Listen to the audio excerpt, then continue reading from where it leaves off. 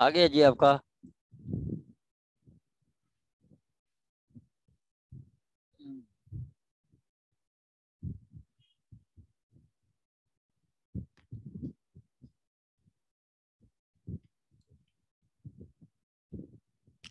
Fact and issue.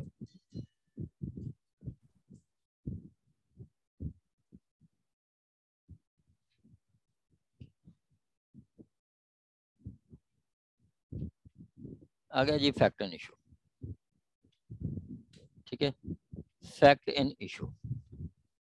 ठीक है, fact and issue आपका रियल कंट्रोवर्सी होती है, जो आपकी एक्चुअल कंट्रोवर्सी वो फैक्ट एंड इशू है। एक्चुअल कंट्रोवर्सी वो आपका फैक्ट एंड इशू है। ठीक है, मर्डर हुआ नहीं हुआ ये फैक्ट एंड इशू है। ठीक है, मर्डर हुआ नहीं हुआ ये फैक्ट एंड इशू है। ठीक है, प्रोसिक्यूशन कहती है कि जी अक्यूज ने मर्डर किया, अक्यूज कहता है मैंने नहीं किया।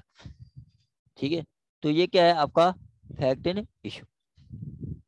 ठीक है, ये क्या है आपका फैक्ट एंड इशू। ये आप लिख लें कि आपका रियल कंट्रोवर्सी।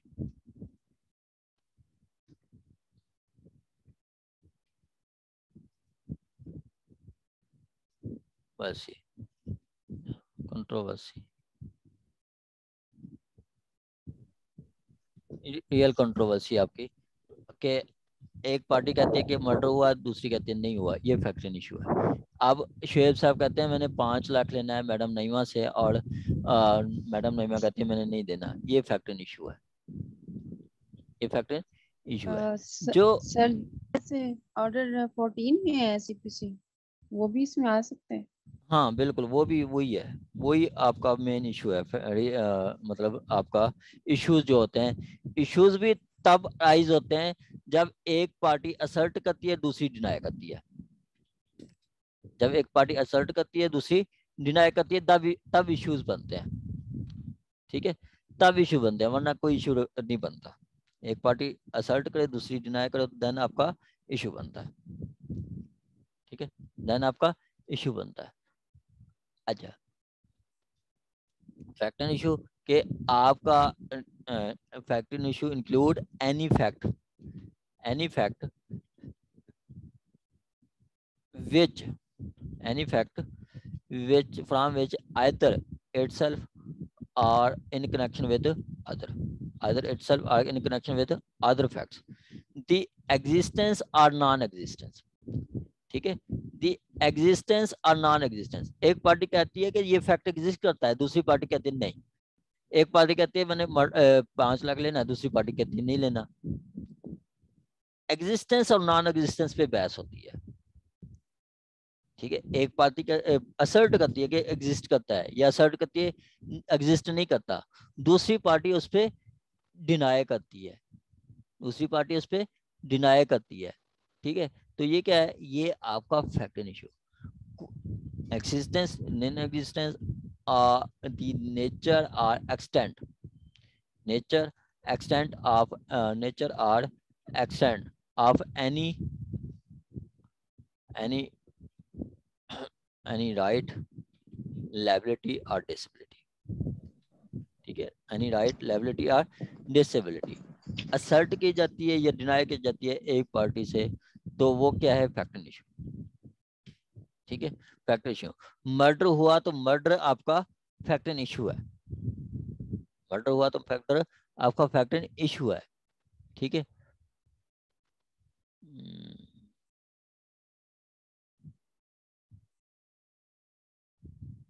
ठीक है, मर्डर हुआ तो मर्डर आपका फैक्ट एंड इशू है। ठीक है, अब सिंपल आपका ये फैक्ट एंड इशू में लिख लेंगे जी, any fact assert any facts its existence asserted by one party denied by another party। ठीक है, any fact which is asserted by one party and denied by other party, तो ये क्या है, ये फैक्ट एंड इशू है।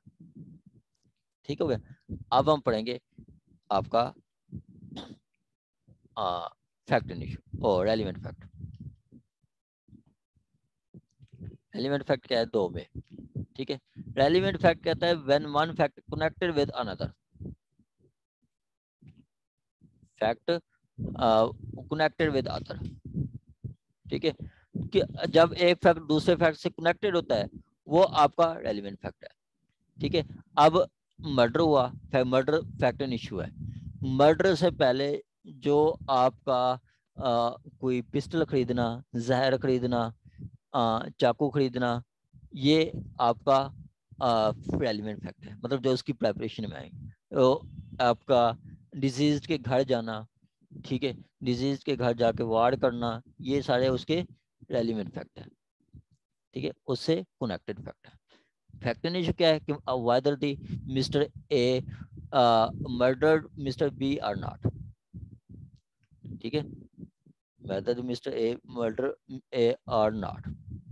ठीक है, तो ये फैक्ट एंड इशू है, और उसके साथ जो दूसरे कनेक्टेड फैक्ट्स हैं उसको रेलिवेंट फैक्ट कहते हैं, उनको रेलिवेंट फैक्ट कहते हैं। ये आपका है क्यूएस। ठीक है, ये आपका क्यूएस है। ठीक है, इसमें अब जो मेन चीजें हैं वो अब हम पढ़ेंगे। दूसरा कि जी एक फैक्ट होता है प्रूव्ड, एक होता है डिसप्रूव, एक होता है नॉट प्रूव। अब फैक्ट का पता चल गया, ठीक है, फैक्ट का पता चल गया जी, एक फैक्ट एंड इशू है, ये रेलिवेंट फैक्ट है। अब उन फैक्ट्स को प्रूव भी करना है। ठीक है, उन फैक्ट्स को हमने प्रूव भी करना है। अब वो कब प्रूव समझा जाएगा, कब डिसप्रूव समझा जाएगा, कब नॉट प्रूव समझा जाएगा, ये हमें भी लॉ बताता है। ठीक है, ये हमें लॉ बताता है कि जी आपका फैक्ट कब प्रूव, कब डिसप्रूव, कब नॉट प्रूव समझा जाता है। ठीक है, कब नॉट प्रूव समझा जाता है।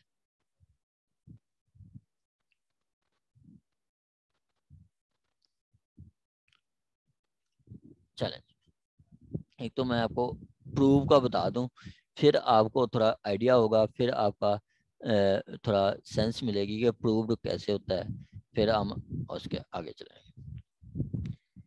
इस पे भी बहुत ज़्यादा मतलब उन्होंने बहुत पुराने से ये चल रहा है। ठीक है, ये बहुत पुराने से चल रहा है। हाँ, अच्छा, एलिमेंट फैक्ट्स के आप रिलेटेड लिख लें कि जो आपका ऑफेंस होने से पहले या बाद के जो मामलात होते हैं, वो मतलब मर्डर हुआ, मर्डर से पहले उसने कोई पिस्टल खरीदा, जहर खरीदी, चाकू खरीदा और मुलजिम के घर गया, ये सारी कमीशन मर्डर से पहले की है, बिफोर कमीशन। या मर्डर के बाद वो घर से कैसे निकला, ठीक है, कैसे भागा, उसके कपड़े कैसे थे, वो किस हालत में जा रहा था, वो मर्डर के बाद। ऑफेंस से पहले, ऑफेंस के बाद जो भी मामलात होते हैं वो रेलिवेंट फैक्ट होते हैं। ठीक है, वो रेलिवेंट फैक्ट है। अब हम पढ़ रहे हैं प्रूव्ड, नॉट प्रूव्ड, डिसप्रूव्ड। ठीक है, प्रूव, नॉट प्रूव या डिसप्रूव। ठीक है, प्रूव कितना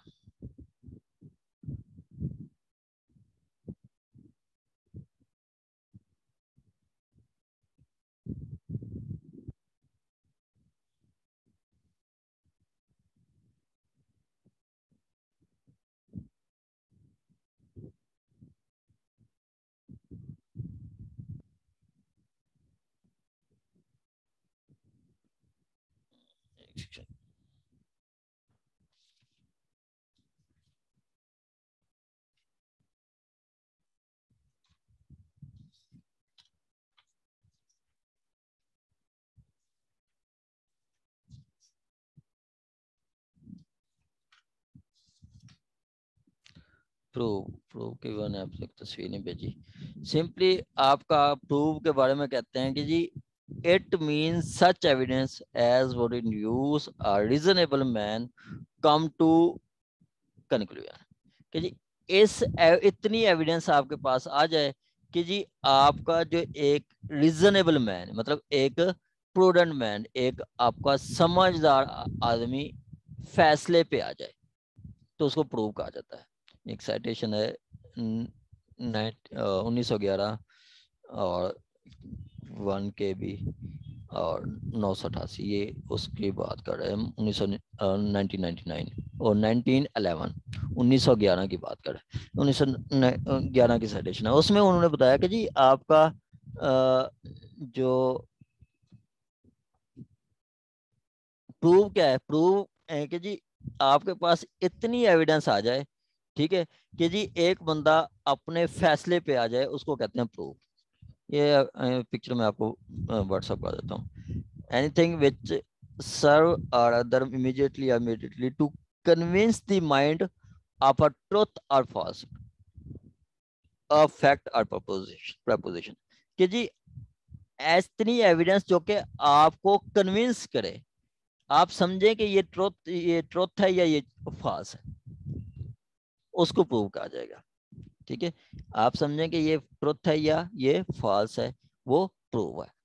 ठीक है, या इतनी एविडेंस जो कि आप एक फैसले पे पहुंच जाए, कंक्लूजन पे पहुंच जाए, तो वो क्या समझा जाएगा, वो प्रूव है। ठीक है, अब वो प्रूव जो है मतलब वो आपका प्रूव भी हो सकता है, डिसप्रूव भी हो सकता है और नॉट प्रूव भी हो सकता है। इसको हम पढ़ते हैं।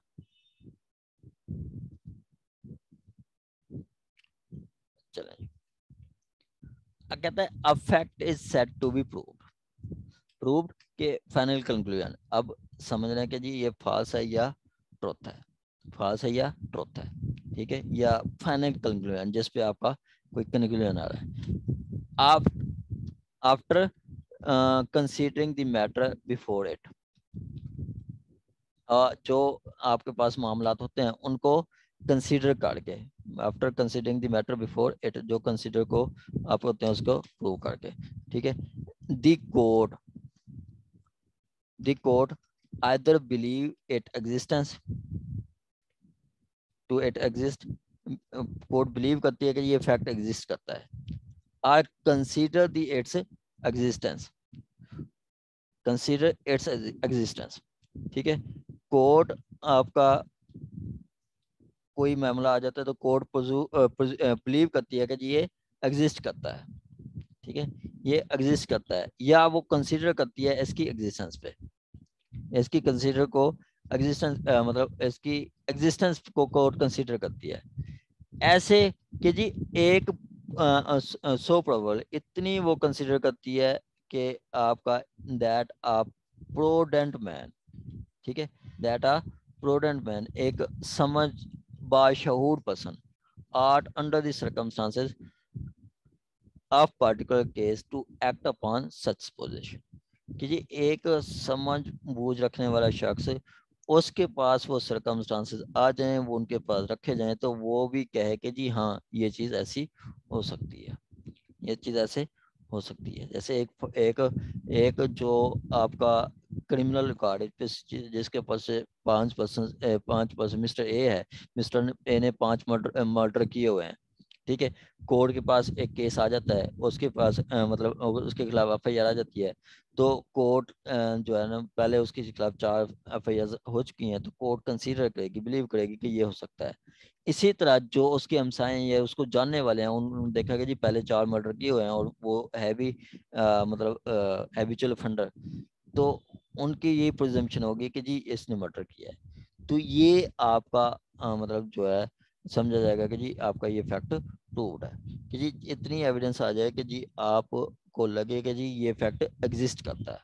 इसकी मैं आपको एग्जांपल दूं कि जी आपका जैसे मेंटेनेंस के लिए आ जाती है बीवी, मेंटेनेंस का सूट फाइल करती है, तो मेंटेनेंस के सूट में आके वो अपना निकाहनामा देती है कि जी मिस्टर ए मेरा हस्बैंड है, मिस्टर ए मेरा हस्बैंड है। तो एविडेंस जो निकाहनामा वो कंक्लूसिव प्रूव होगा, वो आपका कोर्ट देख के प्रिजम्पशन ट्रुथ होगी और समझ लेगी कि जी बाकी ये इसकी बीवी है, कोर्ट ये समझेगी कि ये प्रूव हो चुका है। ठीक है, ये फैक्ट प्रूव हो चुका है। ठीक है, ये फैक्ट प्रूव हो चुका है, ये कोर्ट समझेगी। ठीक हो गया। आगे कहता है कि जी ऐसे ही कि वो नॉट प्रूव्ड डिसप्रूव्ड कब समझेगी, जब उसने वो कोई निकाहनामा नहीं दिया। ठीक है, उसने कोई निकाहनामा नहीं दिया, या उसने कोई निकाहनामा दिया है तो फेक था, जेली था, और हस्बैंड आया, उस पे अपना जो उसकी ओरिजिनल मतलब पहले निकाह था या जो निकाह था, उसने अपना निकाहनामा दिया कि जी ये देखें ये मेरी शादी तो फलां मिस्टर सी से हुई है, मिस सी से हुई है, मेरी तो मिस्टर मिस ए से नहीं हुई, ये तो उसका जेली निकाहनामा है। तो कोर्ट वो देख के वो कहेगी कि जी मिस्टर इस मैडम का जो क्लेम है ये नहीं बनता, एक्चुअल फैक्ट्स ये हैं और रियलिटी भी यही है, तो उसका फैक्ट क्या समझा जाएगा, डिसप्रूव समझा जाएगा। उसका फैक्ट डिसप्रूव समझा जाएगा, मतलब कोई एविडेंस उसकी मतलब उसने एविडेंस दिया तो रिबटल में एविडेंस आई और वो डिसप्रूव हो गया। देखो ये क्या हो गया, फैक्ट डिसप्रूव हो गया। एक फैक्ट जिस पे को कोर्ट कंसीडर करती है कि ये एग्जिस्ट नहीं करता, उलट ही है, जिस पे कोर्ट क्या करती है, कोर्ट बिलीव करती है कि जी ये फैक्ट एग्जिस्ट नहीं करता। जैसे उसने एक निकाहनामा दिया या निकाह वैसे दावा दायर किया, तो दूसरा पर्सन आया, उसने आके उस मेंटेनेंस के सूट में आके अपना एफिडेविट निकाहनामा दिखा देता है कि जी ये तो मेरी बीवी नहीं है, मेरी बीवी तो मिस फलां है, ठीक है, इनके पास भी कोई एविडेंस नहीं है, मैडम के पास जो जिसने दावा किया है, तो क्या कोर्ट समझेगी कि जी ये फैक्ट एग्जिस्ट नहीं करता, ये फैक्ट एग्जिस्ट नहीं करता। इसी तरह जो आपके जो प्रोडेंट मैन जो उसके हमसाए हैं या जो उसको उस बीबी को जानते हैं, वो भी देख के कहेंगे कि जी हमने तो कभी नहीं देखा कि इनकी आपस में शादी हो, कभी हमने इनको आपस में रहते नहीं देखा, ठीक है।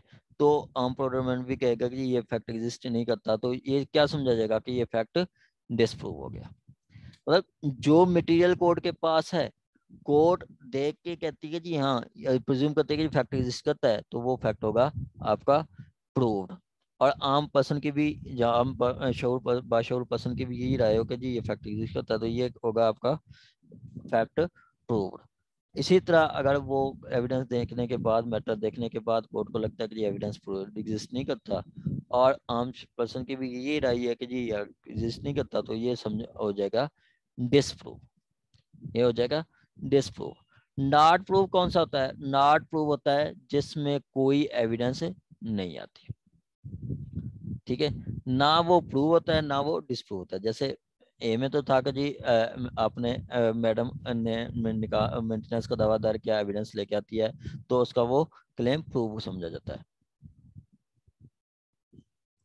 उसका वो क्लेम प्रूव्ड समझा जाता है, ठीक हो गया, उसका वो क्लेम प्रूव समझा जाता है, ठीक है। इसी तरह आपका दूसरा पार्टी आके वो उसको उसके रिबटल में डॉक्यूमेंट दे दे और वो या दावा दायर किया, उसने एविडेंस नहीं दी, दूसरे पर्सन ने आके जवाब दावा मैंने रियल फैक्ट्स बता दे, कोई ऐसी हमारी शादी नहीं है, तो वो क्या है, फैक्ट डिसप्रूव हो गया। इसी तरह नॉट प्रूव में आता है कि ना वो फैक्ट प्रूव होता है ना डिसप्रूव होता है, ना वो फैक्ट प्रूव होता है ना वो डिसप्रूव होता है, ना वो फैक्ट प्रूव होता है ना वो डिसप्रूव होता है। जैसे इसमें मैंने आपको बताया है, ये आपका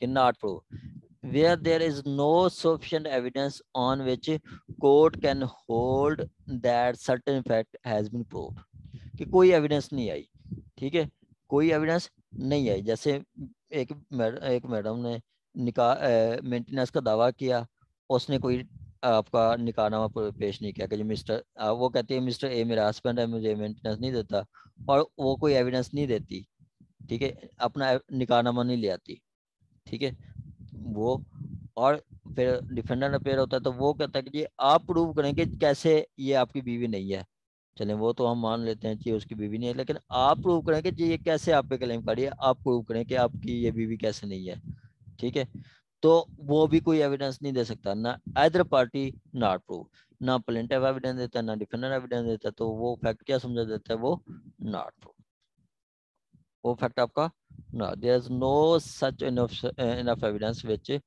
court hold that it is disprove, ना ही वो प्रूव होता है ना वो डिसप्रूव होता है। जिसमें आप आदमी के भी कंफ्यूजन होते हैं कि ये क्या ये हुआ है या नहीं, तो वो क्या है, फैक्ट नॉट प्रूव्ड, वो फैक्ट नॉट प्रूव्ड। यहाँ तक किसी का कोई क्वेश्चन हो तो आप पूछ सकते हैं। सर ये डिसप्रूव फैक्ट को प्लीज रिपीट कर दें, मैं डिस्कनेक्ट हो गई थी।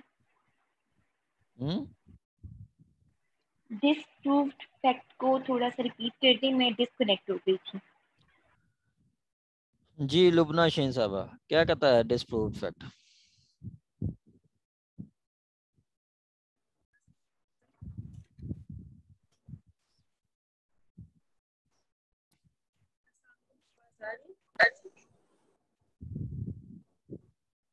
मैडम आवाज आ रही है आपको?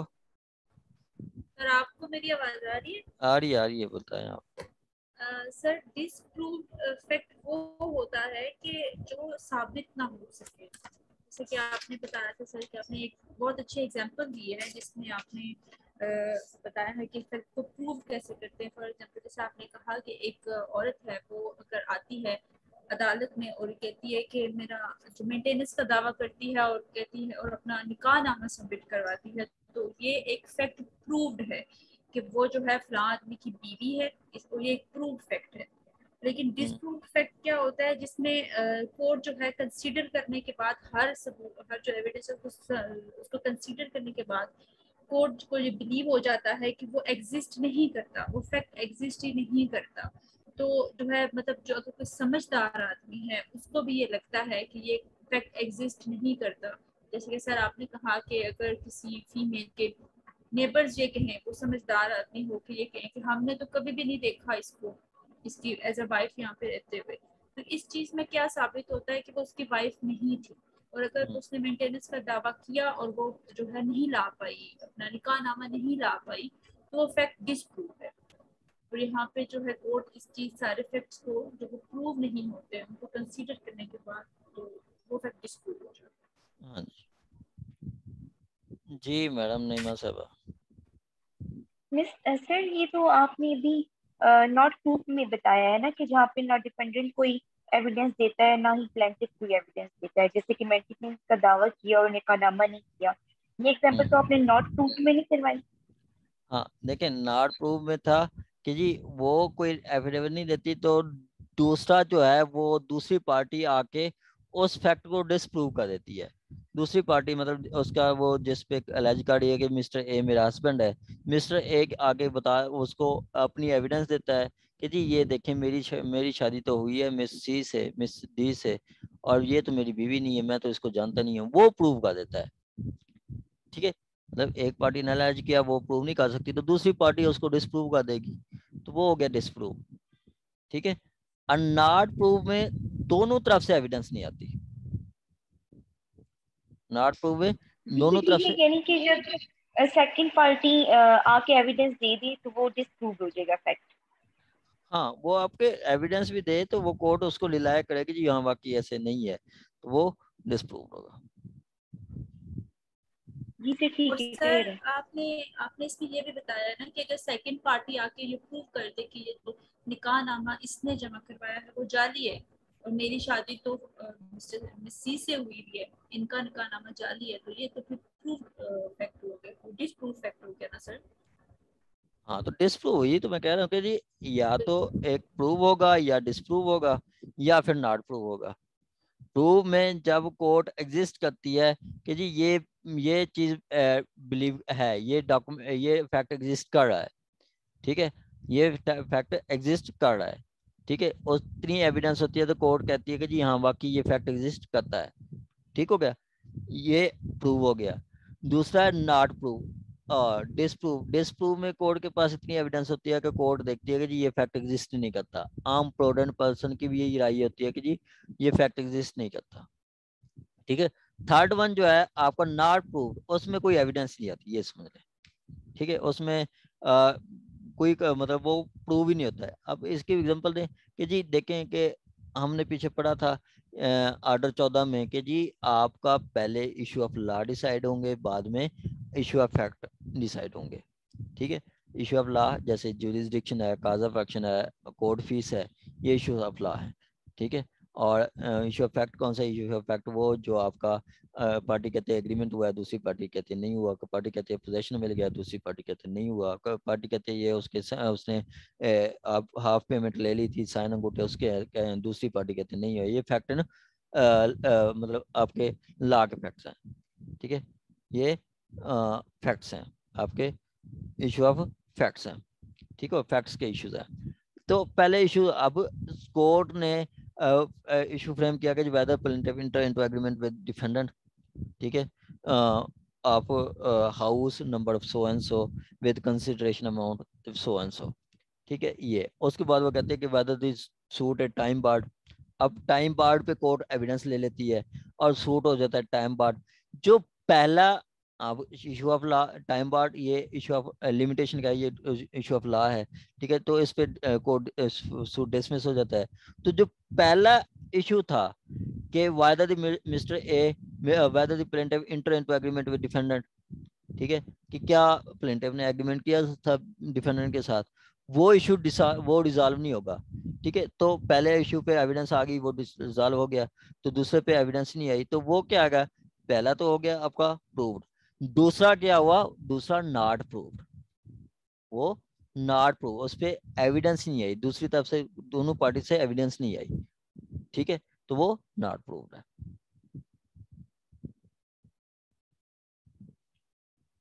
ठीक हो गया।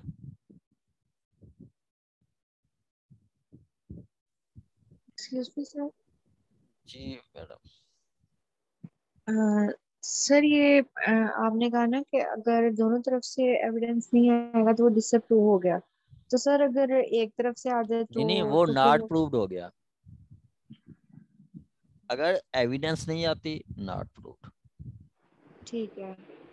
और अगर सर वन साइडेड आ जाए तो फिर कि एक बंदा कह दे कि हाँ ये देखिए प्रूफ है, दूसरा माने ना, तो कोर्ट ने देखना है ना मैडम, कोर्ट ने देखना है, एक बंदे ने नहीं अच्छा देखना, अच्छा। दूसरे नहीं देखना, कोर्ट ने देखना है, कोर्ट ने डिसाइड करना है। तो सर आपका मतलब है कि अगर एविडेंस नहीं आती तो वो डिसअप्रूव है। हाँ, वो आपका मतलब देखें कि एक पहले समझे प्रूव्ड, प्रूव्ड आपके पास इतनी सफिशिएंट मटेरियल है कि कोर्ट समझती है कि जी ये फैक्ट एग्जिस्ट करता है। आम पर्सन की भी ठीक ये राय है कि जी ये फैक्ट एग्जिस्ट करता है, तो ये हो गया फैक्ट प्रूव्ड। ठीक है। ठीक है, ये हो गया फैक्ट प्रूव्ड। एक पर्सन ने एलिज किया, दूसरे पर्सन ने उस पे एविडेंस दी और उसको उसकी रिबटल में एविडेंस दी, तो वो क्या हो गया, दूसरी एविडेंस आ गई, प्रूव। तो वो डिसप्रूव हो गया। ठीक है, अब एक इशू है उस पे कोई पार्टी एविडेंस ही नहीं दे सकती, तो वो नॉट प्रूव्ड। ठीक है। ठीक है, वो नॉट प्रूव्ड। किसी का कोई क्वेश्चन हो तो, किसी का कोई भी क्वेश्चन।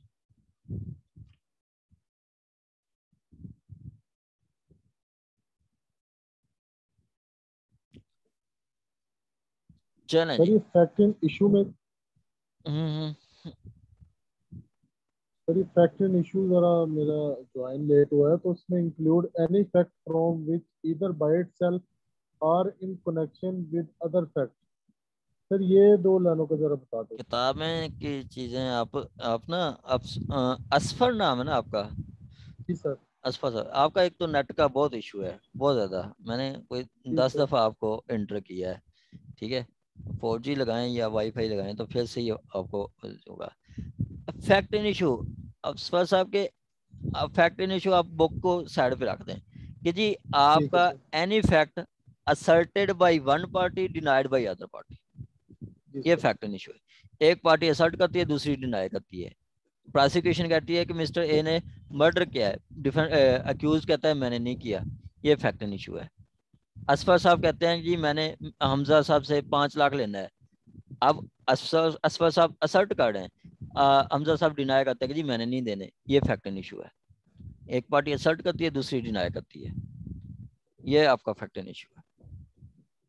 जो रियल कंट्रोवर्सी, मेन कंट्रोवर्सी होती है, वो आपका फैक्ट इन इशू है।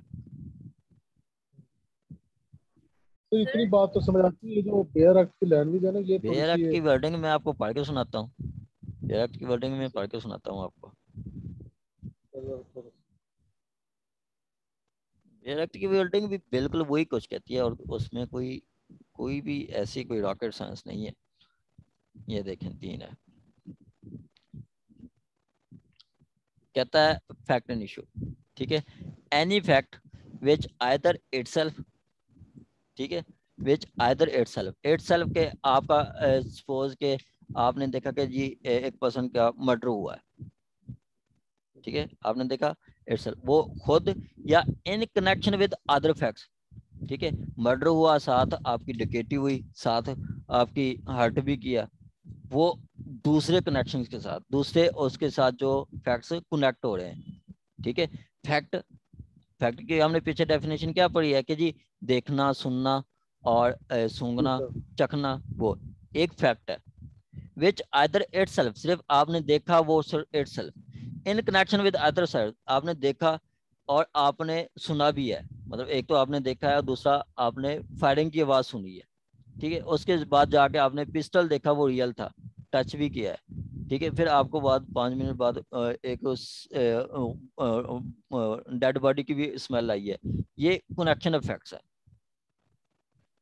सिंपल एक सिंगल फैक्ट है या 10 फैक्ट्स है, एक सिंगल फैक्ट की या 10 फैक्ट्स की जो एग्जिस्टेंस और नॉन एग्जिस्टेंस पे आपका जो मतलब इशू होता है, एक पार्टी असर्ट करती है, दूसरी डिनाई करती है, वो आपका फैक्ट एंड इशू है, वो आपका फैक्ट एंड इशू है।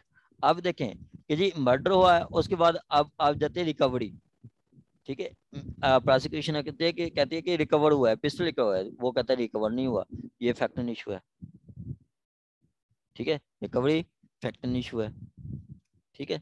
तो ये उसके कनेक्शन ऑफ फैक्ट्स है। ये असफर साहब ऐसा है कि जी ये इसको 5-5 10-10 दफा आप पढ़ेंगे तो फिर आपको समझ आएगी, वरना जैसे हम पढ़ रहे हैं QSO आपको इतनी जल्दी समझ नहीं आने वाली। मैं चैलेंज के साथ कहता हूँ कि आप पढ़ें, कभी भी आपको समझ नहीं आएगी। मैंने कोई 50वें दफा पढ़ रहा हूँ इसको, 2017 से अब तक 50वें दफा पढ़ रहा हूँ, अब भी काफी चीजें मतलब जो है वो रहती हैं। और मैंने पूरा QSO, मैं आगे पढ़ाऊंगा, पूरा QSO मैंने अपने हाथ से लिखा है, एक एक वर्ड पे मैंने सर्च किया डिक्शनरी से और कमेंट्री वाली बुक से, मतलब पूरा QSO मैं आपको साथ साथ भेजा भी करूंगा, मैंने अपने हाथ से लिखा है इस कोविड में, ठीक है। तो बेरक्ट भी इजी है, कोई मुश्किल नहीं है, सर कोई लेकिन मुश्किल नहीं। आज आपने कमाल चीजें निकाली हैं, हर दफा एक चेंज है। मैं तीसरी दफा अब आपको पता है पढ़ रही हूँ। आज तो आपने बहुत ही अच्छा एक्सप्लेन किया है, बहुत ही ज्यादा अच्छा एक्सप्लेन किया है। लेकिन ये बच्चों को ना पता कैसे आप देखा करेंगे, बच्चे जो बाकी स्टूडेंट है सर के सारे, आप बुक को भी देखा करें, जो सर बोल रहे होते हैं ना उसके ऊपर गौर किया करें कि सर क्या कह रहे हैं। हमने सर से ये तीसरी दफा पढ़ा है और आप बिलीव करें कि अब QSO ऐसे हमें रटा हुआ है, और फिर भी हम जो है ना वो मजीद रिवाइज इसलिए कर रहे हैं कि बार बार चीजें नई ऐड ऐड करते हैं सर, नई चीजें। आज भी सर ने बहुत सारी चीजें नई ऐड की हैं कि